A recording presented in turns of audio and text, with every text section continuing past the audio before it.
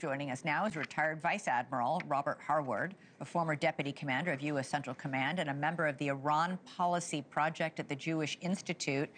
What do you make of this drone, this Iranian drone? I mean, why would Iran do something like this on the eve of having negotiations? Well, it's standard operating procedure. They do this to all U.S. warships that come into the Arabian Gulf. They harass them with drones, they harass them with boats, everything they have. So that's been standard practice. What's different in this case is that we have a carrier in the region. And that carrier is able to put up aircraft that can track these drones and then in this case take them out. So you see this as sort of low-level harassment as opposed to a more provocative potential attack?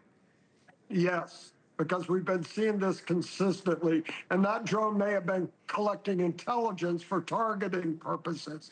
It may not have been intended for kinetic, but this has been standard procedures by the Iranian IRGC and their naval forces. And We've seen it before. And what do you make of the fact that they're harassing American-flagged oil tankers as they go through the Strait of Hormuz? This is a crucial, critical choke point through which a lot of the world's oil travels, and if Iran tries to mess with it, this could really affect the entire world.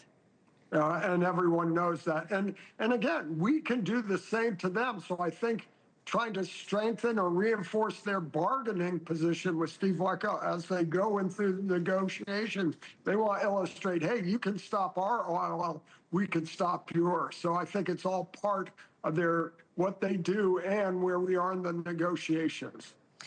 The Wall Street Journal editorial board is writing that Iran's regime and its proxies are at their weakest right now, and its people are waiting.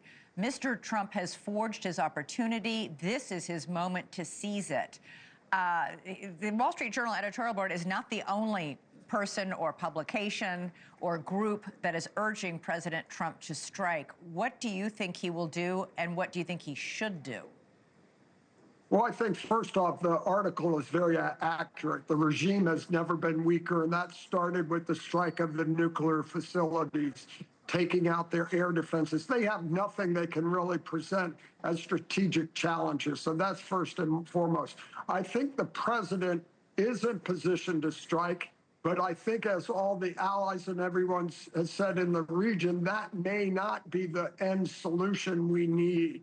I think the Iranian people need support. It comes in a lot of different fashions, some of them overt, some are covert. So I'm hoping at the same time where we're positioning strikes, we're also reinforcing those other efforts to give the Iranian people the opportunity they've been waiting 4 decades for. Well, they have been out in the streets, many of them, thousands of them, sacrificing their own lives in a push to get the regime out of power. There are reports emerging that the Iranian regime, this wasn't just some, oh my gosh, let's go quell the protests. They had a secret plan drawn up and ready to go to use deadly force to crush protesters, use lethal force to kill them in the street. President Trump had urged the protesters to keep going and vowed he would retaliate if the killing didn't stop. Does the president risk losing any sort of credibility if he doesn't hold his own red line? Well, I think the fall of this regime is inevitable. You cannot kill 20,000 people over the course of a couple of weeks and still expect to not be challenged in every way possible. So it's a time issue. It's inevitable, and the actions the president takes to support the Iranian people will play out here shortly.